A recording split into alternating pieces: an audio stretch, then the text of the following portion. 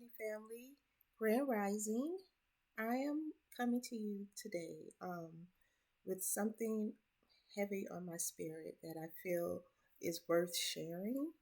Um, so last night, okay, my grand girl heart was broken by her grandma, and when when it happened so quickly that I was not aware of how that one action made her feel. So let me just give you a little background on what happened. So my grand girl was over visiting me, and she had a wonderful day. It was all good. And the sun is going down. She's had dinner. She's taking a shower. She waited all day for grandma to get off work so she can talk to her grandma and just hang out. And um, I got so preoccupied with other stuff that once she was done with her bubble bath,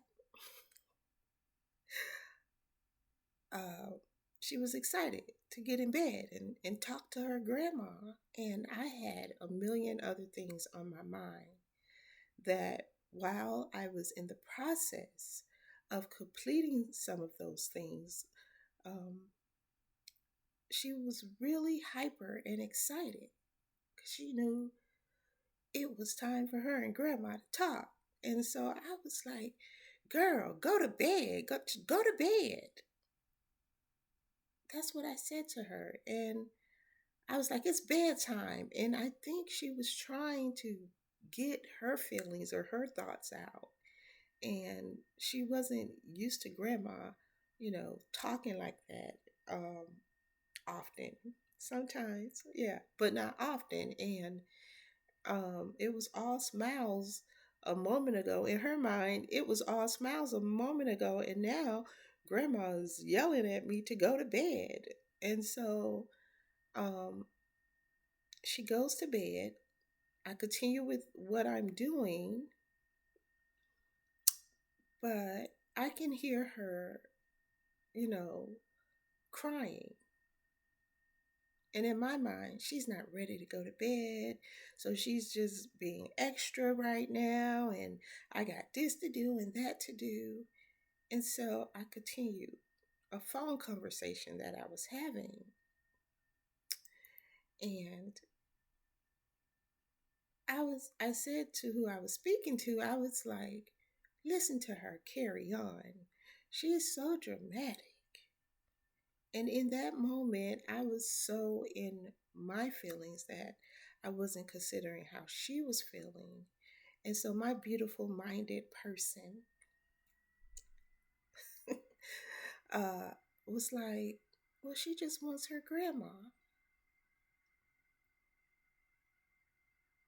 And I was like, and I was like, and he said it again. Aw, that's your grandgirl. She just wants her grandma. And in that moment, something like silenced my mind to stop being in my feelings. And I started considering her feelings. And I said to him, you're right. I said, okay, I'm going to call you back. So, anyways, when I got into bed to lay next to her, she had already cried herself to sleep. And the entire pillow, um, like on her, like next to her face was wet. Okay. And I was like, oh my goodness. Like she cried a lot of tears. And I cut the light on and I woke her up. As soon as she saw me, she started crying again. And I was like, and I could tell by looking at her eyes, like they were red, red. And I was like, Grandma is so sorry. Like, talk to me. What is wrong? And she was just like, Grandma mad at Zari for wanting to talk. Oh my God. So it made me emotional. And so I am saying that to say this, especially during the holiday seasons, and life in general, we can get so busy that we don't slow down and listen to the little ones. And we have to remember that um, these babies are watching us. They're watching our every move. They're hearing our every phone conversations, and they are often tapped into our emotions. So we have to remember they're watching all the time, and we have to take a breather. Okay. So, yeah, I apologize to her. But, there's balance with everything. I also let her know that when, grandma is on the phone, I need you to give her a minute. But I understand where she come from because, all day long, all I had been telling her was, Grandma will talk to you when she gets off work. And she said, okay, okay. So all day she was looking forward to that moment. And in that moment, I wasn't being mindful and I sent her to bed. And she could not understand because grandma normally don't lie to her. So she want to know, how you going to tell me and you going to talk after work, and then after work, I'm ready to talk and you send me off to bed. So I did. I woke her up. I apologized. I gave her a hug, and I held her until she fell asleep. She didn't feel like talking to me because she was a bit pissed. It's not funny, but when my grandgirl get pissed, she'll tell you, okay? If she's upset, she says, Sari is upset. But when she's pissed, she's like, I'm pissed. Is it wrong or right? Look, that's her feelings, and everybody's feelings are valid, okay? And when she's pissed, she says she's pissed. Pissed. It's not a cuss word to me. It just lets me know, like, she is for real in her feelings, because if she used the word pissed, she's pissed. So, that's how she gets my attention. She's like, Grandma, like, hear me. I'm pissed. So, you know, you may not allow your little ones to say that, but to each his own. That's how me and my grandgirl communicate. She's pissed. So, anyhow, got stuck on that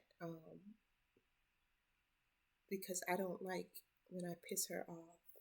Because usually when I piss her off, it's just me not being mindful that she's a real little person with feelings. She's not a baby, and she's growing into herself.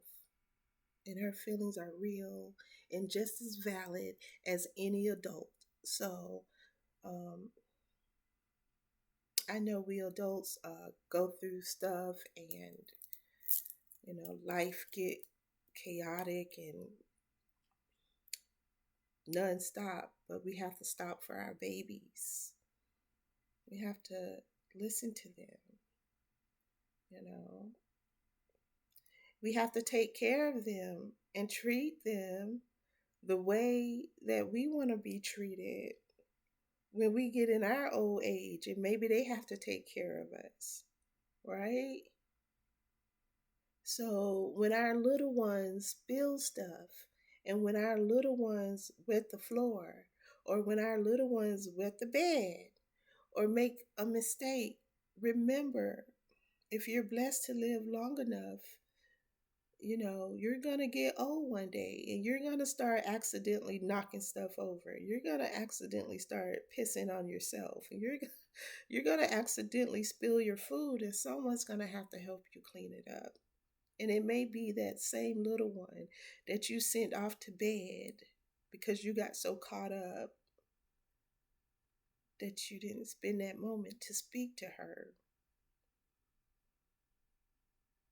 you know? So we are creating and shaping these little individuals into who they are going to be when it's their time to take care of us, right? So, oh, right, it might make you switch up how you handle those babies, because you're not going to be you're not going to want to be handled that way when it's time for them to help you put on your depend, hmm?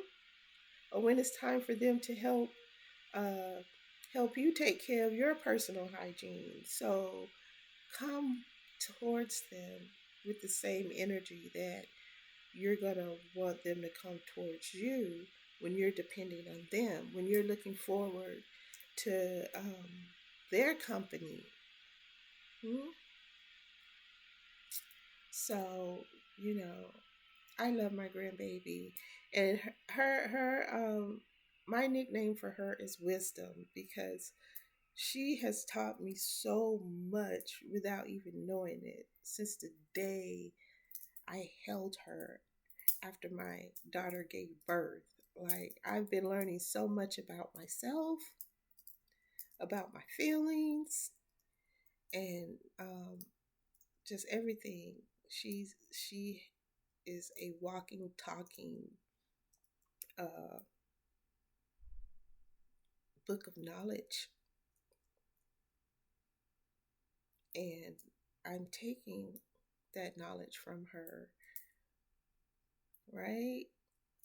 And I'm applying it, and I'm healing generational curses within my family, my immediate family, just by interacting with my grandgirl, and uh, she's such a blessing in my life. So I'm not gonna go down all these rabbit holes, but just, the message here is take time for your babies who love you unconditionally, and uh, don't be so prideful and stuck in the mentality that I'm the adult and they're going to listen to what I say. And yeah, that's true, but also listen to them. They want to be heard, and they have feelings, okay? And whatever is going on in their day to day is just as real to them as whatever is going on in an adult's uh, day to day. So take a moment, give them a hug, apologize if you know you have been insensitive to their feelings. There's nothing wrong with that. Okay? Show them love today so they can show you love tomorrow, when you're too old to do things for yourself, huh? All right. Family, have a wonderful day. Thank you for taking a moment to listen to this video, and stay up. All right. I'll see you all next time.